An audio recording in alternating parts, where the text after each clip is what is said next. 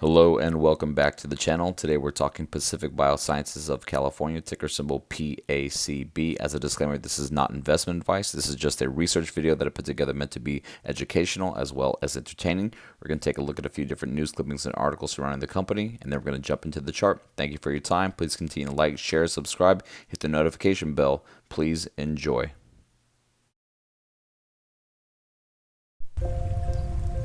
To pioneer the future through biology, you have to look beyond the status quo to what's possible. You have to see the whole picture. You need a partner who's devoted to empowering your vision, who can deliver trustworthy technologies and the highest accuracy data so you can focus on finding answers, who strives to miss nothing so you can do anything. You need a co-conspirator, and that's us. See a whole new picture with a whole new PAC Bio.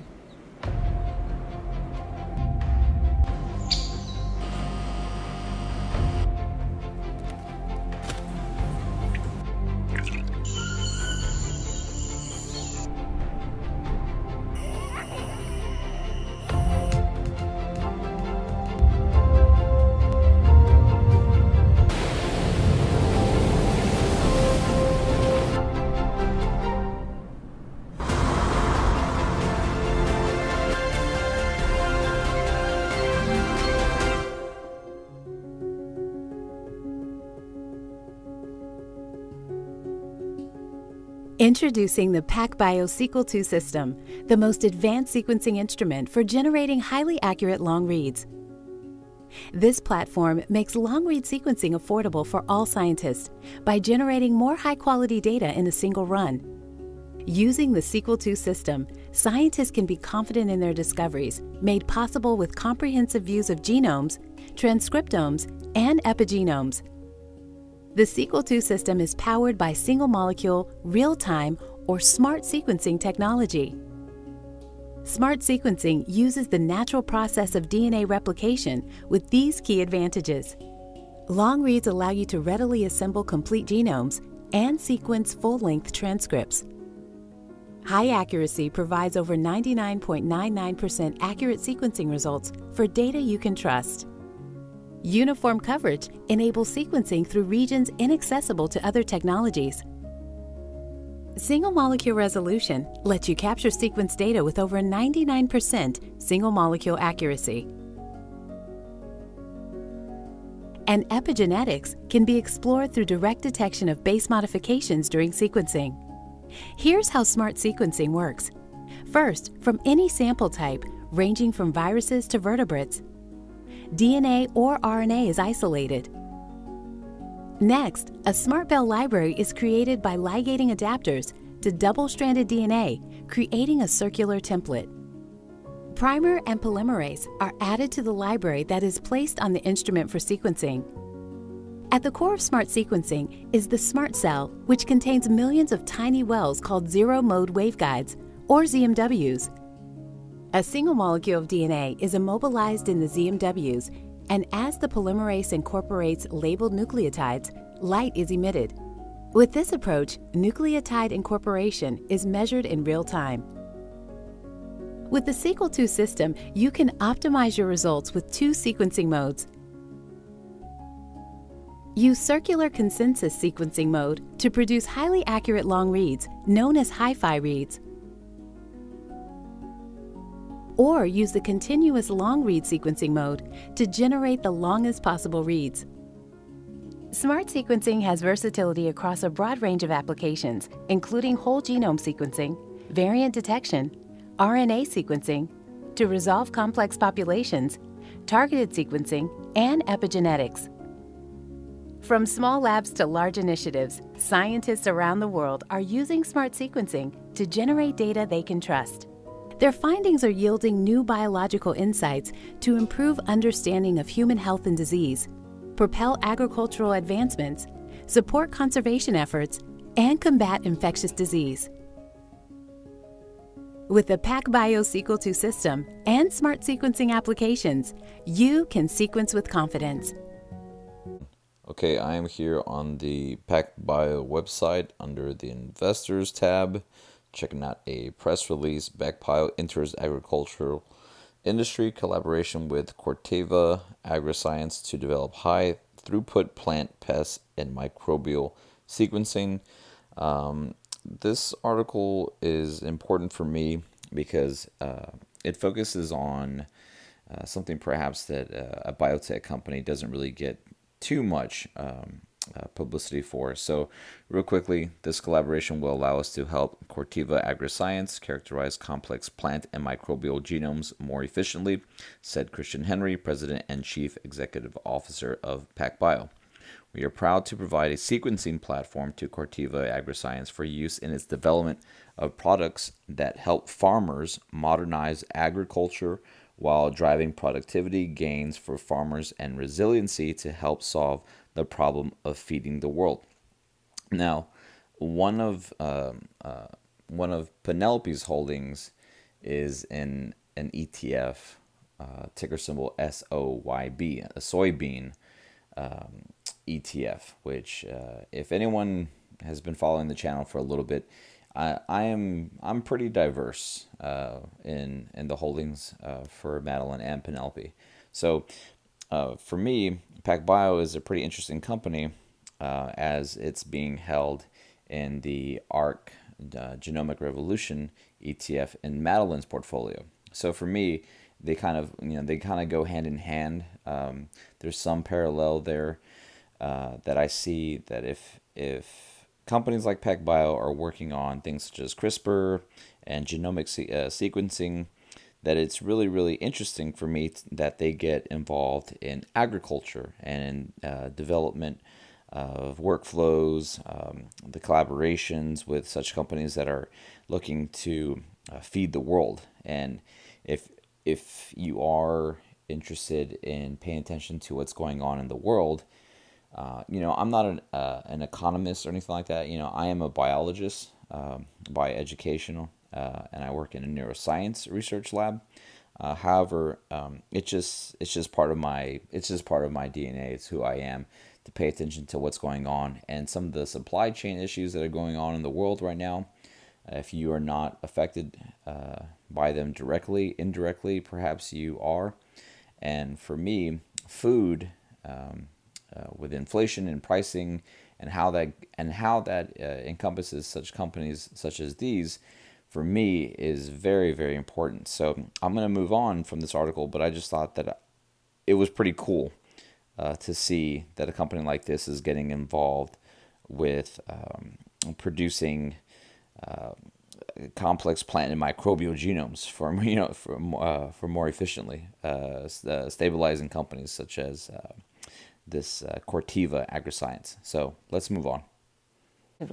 This is so misunderstood, and so we think it's again inefficiently priced. I have sort of a practical question here. I mean, if somebody says, okay, we're going to have Facebook and we're going to have everybody communicate with each other and be friends, I can sort of understand that. Mm-hmm. Do I need to be a biophysicist or something to understand this area? I mean, because that might be an interference with capital formation, actually, because I just don't understand it well enough to know whether to invest or not, or which one to invest in. It is a great question. There is a lot of fear because of a lack of understanding, and it also seems so complicated. It does. So at ARK Invest, one of our missions and values is to educate. And I think Simon Barnett, our genomics analyst, is going to start a program, a series called Simon Says, or something like that, to actually break this down and help people understand it, because it's so important. Okay, we are here in the ARK Genomic Revolution ETF, taking a look at some of the details of this fund. Now, this ETF is held in Madeline's portfolio, and I just want to highlight the top 10 holdings here. Teladoc, Exact Sciences, Pacific Biosciences, Fate Therapeutics, Ionis Pharmaceuticals, Vertex Pharmaceuticals, Intellia Therapeutics, Beam Therapeutics, CareDx, Adaptive Biotechnologies. Now, seeing as how Pacific Biosciences is it's weighted at 5.2%. For me, it is very important to pay attention to this company. just for the sake that this is an actively managed ETF, and these can change at any given point in time, right? So this was the top 10 holdings as of December 31st. So I'm sure that these percentages are, they have differed by now for sure.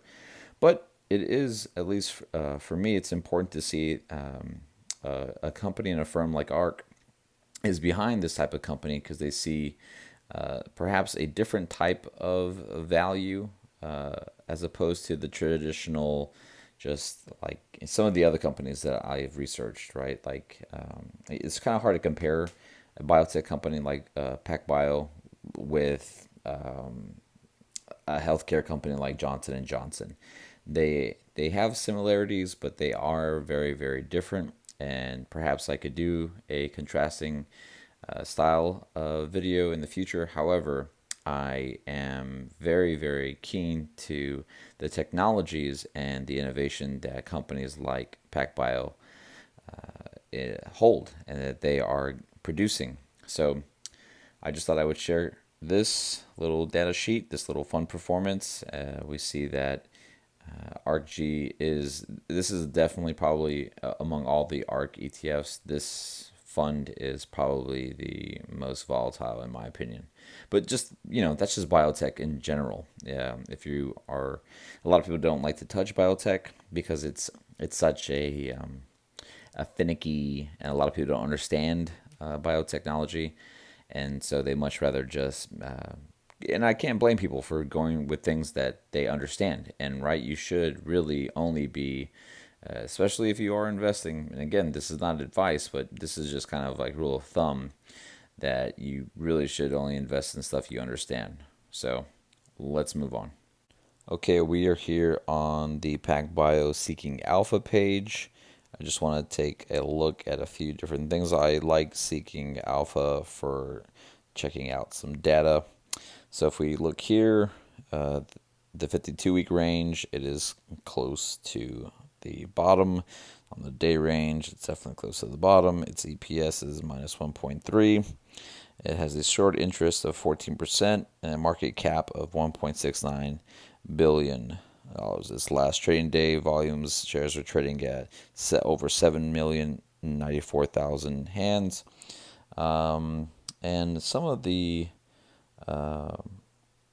metrics I like to look at is revenue, and we see that December of 2021 revenue of 130.5 million. The expected estimate for this coming year is looking to approach 163.97 million, and then looking forward, looking at 244 million. Again, these are just estimates, but we see here that there's slightly, perhaps that some of the predictions and some of these estimates could become real. And the EPS here, this is definitely a biotech companies that failed to make investors a lot of money, but it's seen as like a growth innovative company that some of the forward EPS estimates looking to come up to the positive range, hopefully within the next few years for sure. And some of the companies that hold this is definitely institutions, right? So it's like mainly held by firms like ARK and Nasdaq Biotech ETFs, and some of the firms that hold this also hold on to some of the peers, and some of the peers for PAC Bio are Olink, Adaptive Biotechnologies, Neogenomics, and Codexis. So the market caps for these types of companies are hovering right around that 1.5, approaching to $2 billion, and approaching like a mid cap to a large cap biotech company, that's seen as possibly something positive. And I don't like to speculate, but I think that if we'll look in the chart on my trading view here in a little bit, but for the year it's down 74.54%. I mean, it has definitely tumbled. We look more closely, it's starting to perhaps find some sort of a bottom, perhaps. I don't like to call bottoms. I don't think you should listen to anybody who says that you're at a bottom, because then next thing you know, 3 or 4 months go in, you're just down another 5-10%. So with that being said, I'm looking here at the most recent day. It's dropped, another 7% within a day. So these types of companies are definitely not for the weak stomached, for sure. And since I hold it in an ETF, I'm pretty chill about it, and I definitely see it as an interesting company to pay attention to. So let's jump into the chart. Okay, I'm here on the PAC Bio trading view chart, and I just drew out from its most recent high to its current low, the 754 mark, and the recent high of around $8.33 and $8.33. So with this drawback, we see here that there's a lot of room to the upside, obviously, to get back to some of these key levels here of growth for sure. So before we can start, climbing up that way, we have to establish and pass some of these levels that are now levels of resistance. So what I'm going to be paying attention to is that $7 mark, right? If we come down here, because we are currently at a level so low, it's been quite some time that it's ever been down this low. And moving forward, sometimes anything can happen when you're in uncharted waters, right? So if it gets down here, I'm going to be looking for it to reestablish and make 754, 755 a level of resistance, and then hopefully one day turn it to a level of support. So for the meantime, let's just say that it does establish, and let's just say that it trades upwards. It has to fight off this 773. It has to fight off definitely this $8 mark. Once it fights off this $8 mark, in my opinion, I think that if it turns that to a level of support, then $8.50 here we come, and then $9 is where we're looking at. Now, between that time and any time after that, definitely I'm going to be paying attention to some of the levels in the past. And some of the past, you're looking back a long time ago, where you're approaching before this massive pullback, right? Where the $10.50 mark was its high.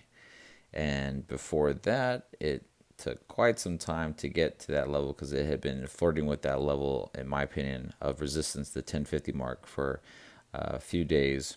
And then really where we're currently at, I feel that if it establishes, like I said, a bottom around this between where we're at to $7, if it pulls back any more, I could definitely see it as some of these firms, possibly buying a lot more, adding to their positions, and to the upside here we go, because a lot of the things moving positive for this company are in their streamline with their technology, and a lot of it has to come down comes down to time, and only time will tell. And sometimes the price will be fixed in with what they have to do in the future versus the short term.